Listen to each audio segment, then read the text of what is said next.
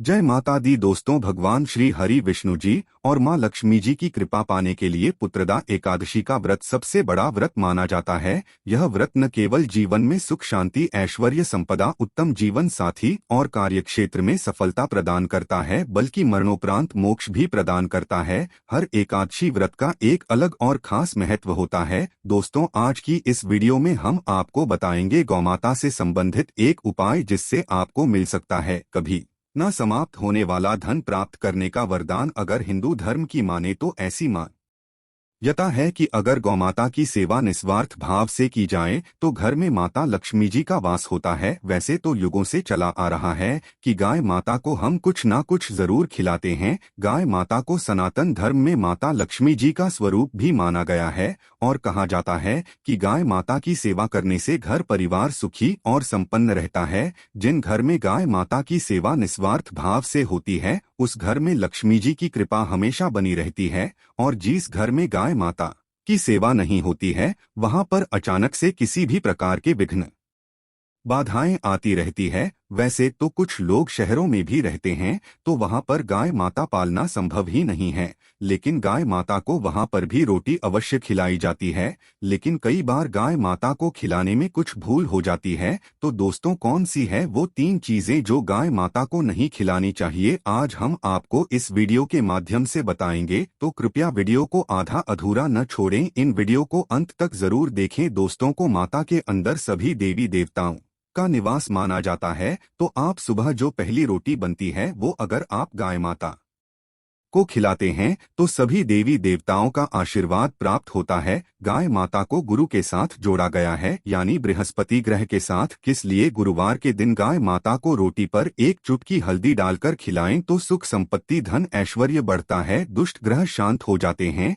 जो लोग मानसिक रूप से परेशान हैं वह गाय माता को रोटी पर थोड़ा सा गुड़ रखकर खिलाएं, इससे सकारात्मक ऊर्जा आती है, टेंशन खत्म होती है और स्वास्थ्य भी अच्छा रहता है। अगर आपको लगता है कि आपके सभी ग्रह खराब है तो ऐसे में गाय माता को पहली रोटी खिलाएं, इससे सभी ग्रह धीरे धीरे शुभ हो जाएंगे। कभी कभी जीवन में लंबे समय से कोई शुभ मंगल कार्य नहीं हो रहे होते, तब ऐसे में आप गाय माता को रोटी खिलाएं और गाय माता के मस्तक को छूकर अपनी मनचाही इच्छा मांगे और प्रणाम करें। पैर छुए तो आपकी मन्नत जरूर पूरी होगी। तो ये था गाय माता को आप क्या खिलाएंगे उसके बारे में, लेकिन गाय माता को क्यों नहीं खिलाना चाहिए अब हम जान लेते हैं। गाय माता को रोटी तो हर कोई खिलाता है, अब यह रोटी बासी बिल्कुल भी नहीं होनी चाहिए, यानी कि एक दिन पहले की रोटी बनी रहती है और आप दूसरे दिन सुबह सुबह खिला देते हैं, वह नहीं खिलानी चाहिए। कई बार आप रोटी बना लेते हैं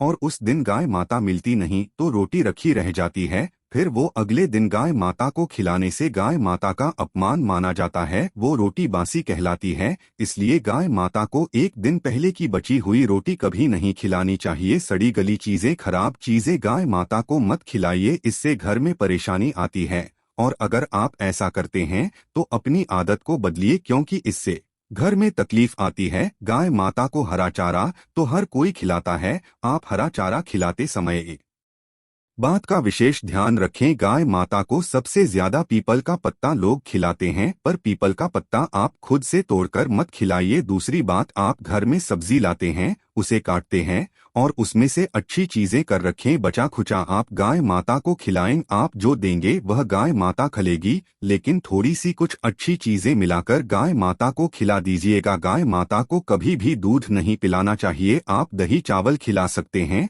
लेकिन दूध ताजा हो या बचा हुआ भूल कर भी गाय माता को मत खिलाइए। तो यह 3 चीजें गाय माता को कभी नहीं खिलानी है। एक तो बची कुची रोटी नहीं खिलानी है, कोई भी अनाज बच जाए उसे दूसरे दिन गाय माता को नहीं खिलाना है। जैसे चावल बच जाता है, रोटी बच जाती है और आप अगर चारा खिलाते हैं उन्हें तो सड़ा गला मत खिलाइए, और अगर खिलाते हैं कोई तो उसके साथ कुछ अच्छी चीजें मिला लें। और गाय माता को दूध भी नहीं पिलाना है, ये चीजें बिल्कुल भी नहीं खिलाई, नहीं तो घर में गरीबी आती है, माता लक्ष्मी आपके घर में बास करना छोड़ देती है। 84 लाख योनियों के सफर करके आत्मा अंतिम रूप में गाय माता का रूप धरती है। गांव लाखों योनियों का वो पड़ाव है जहां आत्मा विश्राम करके आगे की यात्रा शुरू करती है। दोस्तों, गाय माता का कोई अपशगुन नहीं होता है। जिसे भूभाग पर मकान बनाना हो वहां पर अगर आप 15 दिन के लिए गाय माता और बछड़ा बांध देते हैं तो वह जगह पवित्र हो जाती है। अगर आप कहीं जा रहे हैं और वो माता आपका मार्ग रोक दें तो यह बहुत ही शुभ माना जाता है। गाय माता और बछड़े का दर्शन एक साथ आपको हो जाए तो आपकी सफलता का प्रतीक माना जाता है। अगर आपके घर के आसपास गौमाता घूमती रहती है तो इसका मतलब है कि आपके घर से काफी सारे संकट अपने आप ही दूर होने वाले हैं और सुख समृद्धि के दरवाजे खुलने वाले हैं। गांव के समीप आप अगर जाते हैं तो संक्रामक रोग सर्दी खांसी जुकाम आदि का अपने आप ही बिना दवाइयों के भी नाश हो जाता है। अगर आपको गाय माता अचानक से पूंछ मार देती है तो यह बहुत ही शुभ संकेत माना गया है और काली चितकबरी गाय का ऐसा करना तो और भी ज्यादा शुभ माना गया है। पंचगव्य जो होते हैं वो कई रोगों में लाभदायक है। पंचगव्य क्या क्या हुए? गाय माता का दूध दही घी मूत्र और गोबर और इन सभी को शरीर की रोग निरोधक क्षमता को बढ़ाकर रोगों को दूर करने वाला माना गया है। ऐसा कोई रोग नहीं है जिसका इलाज पंचगव्य से नहीं किया जा सकता। दोस्तों, आज के समय में लोग गौमाता की पूजा करने के बजाय उनकी सेवा करने के बजाय उनको काट कर मार कर खाना ज्यादा पसंद करते हैं। बुरा लगेगा शायद पर ये सच है। अगर आप गाय माता को पाल सकते हैं तो अच्छी बात है, लेकिन आज के इस मॉडर्न युग में जहां लोगों की शायद खुद के घर में रहने की जगह नहीं है, पैसे में गाय माता को रखना थोड़ा कठिन और महंगा हो सकता है। ऐसे में आप गाय माता को रोटी दें, कम से कम रोटी दे करके आप सुख समृद्धि को प्राप्त कर सकते हैं। आपके घर में बरकत होने लगेगी। दोस्तों, हमारे बुजुर्ग हमेशा से कहते आए हैं कि गाय माता को रोटी खिलानी चाहिए, लेकिन समय स्थिति के चलते गाय माता की सेवा हर कोई नहीं कर पाता है। लेकिन कम से कम रोटी तो आप खिला ही सकते हैं। अगर रोटी भी नहीं खिला सकते हैं, जैसे काफी सारे जो हमारे भाई बहन अमेरिका लंदन वगैरह में हैं, उनको गाय माता नहीं मिलती है और वो पूछते हैं कि हम कैसे गौ सेवा करें। आप ऐसा कर सकते हैं, आप गांव के ना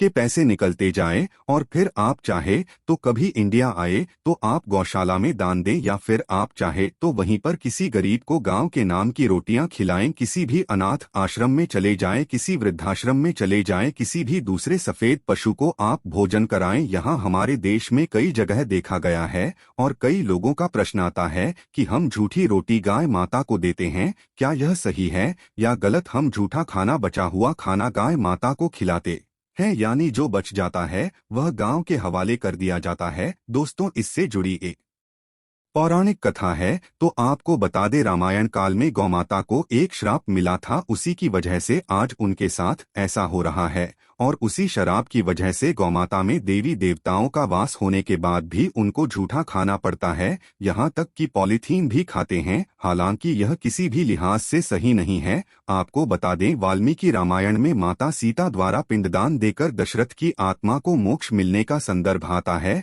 जो लोग जानते होंगे वो जानते हैं कि वनवास के दौरान भगवान राम लक्ष्मण और माता सीता पितृपक्ष के दौरान श्राद्ध करने के ये गया पहुंचे। वहां श्राद्ध कर्म करने के लिए जरूरी सामग्री जुटाने श्री राम और लक्ष्मण तो चले गए और सामान लेकर नहीं आए। इधर दोपहर हो गई थी और पिंडदान का समय निकलता जा रहा था। सीतामो घबराने लगी, तभी दशरथ की आत्मा ने पिंडदान की मांग कर दी। तब गया जी के आगे फल्गु नदी पर अकेली सीता जी मुश्किल में पड़ गई और उन्होंने फल्गु नदी के साथ वट वृक्ष केकी के फूल और गाय माता को साक्षी मानकर बालू का पिंड बनाया और स्वर्गीय राजा दशरथ अपने ससुर का निमित्त पिंडदान कर दिया था। थोड़ी देर में भगवान राम और लक्ष्मण जब लौटे तो माता सीता ने कहा कि समय निकल जाने के कारण मैंने पिंडदान कर दिया, बिना सामग्री के पिंडदान कैसे हो सकता है? इसलिए राम जी ने सीता माँ से प्रमाण मांगा। तब सीता माता ने कहा कि जो फल्गु नदी की रेत है, केतकी के फूल हैं, गाय हैं और वट वृक्ष है, जो मेरे द्वारा किए गए श्राद्ध कर्म की गवाही दे सकते हैं। कितनी में फल्गु नदी, गाय माता और केतकी के फूल। इस बात को मुंह करके उन्होंने कहा कि सीता माँ झूठ बोल रही है, सिर्फ वटवृक्ष ने सही बात कही। तब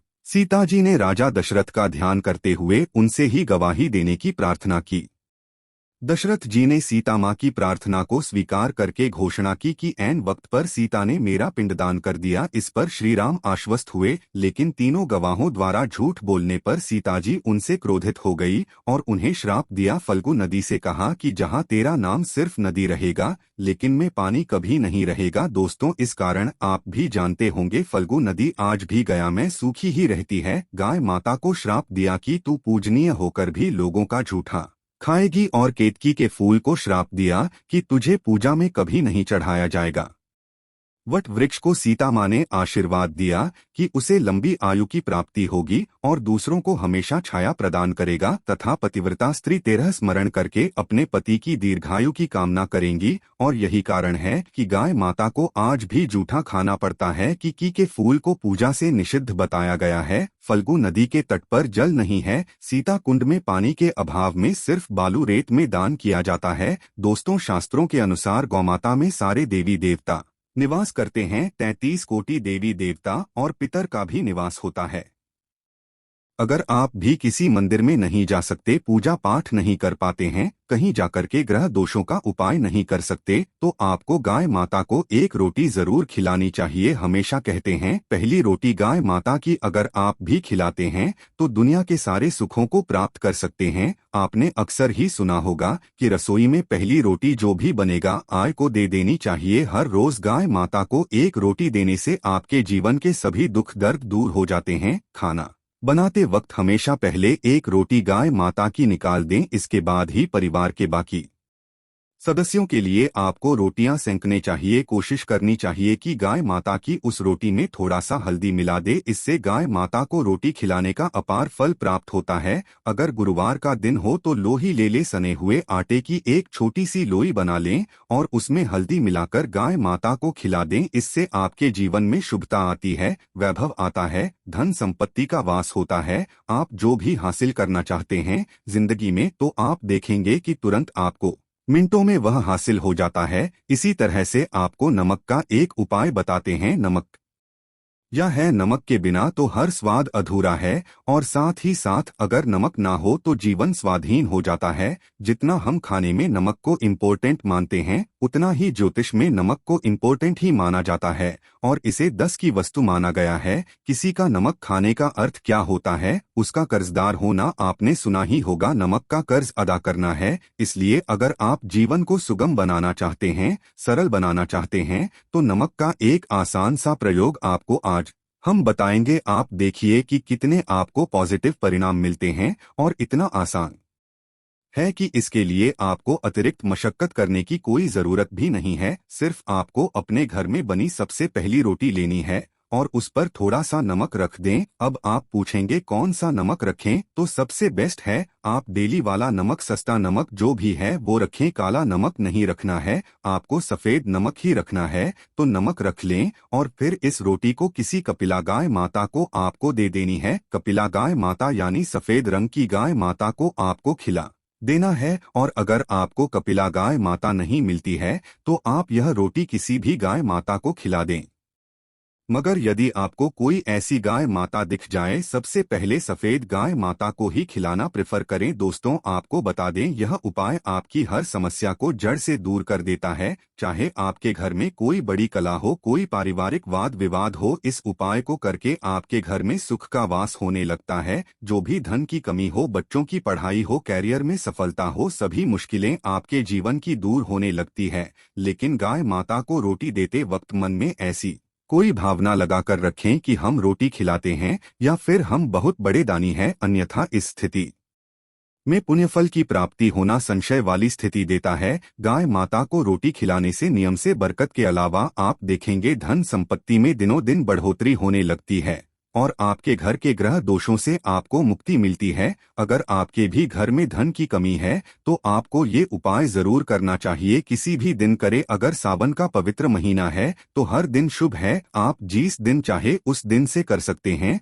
और आप देखेंगे इस उपाय को करने से आपके घर से धन की कमी बिल्कुल झट से दूर हो जाती है। तो ये उपाय आप जरूर कर लीजिए। आज के लिए बस इतना ही।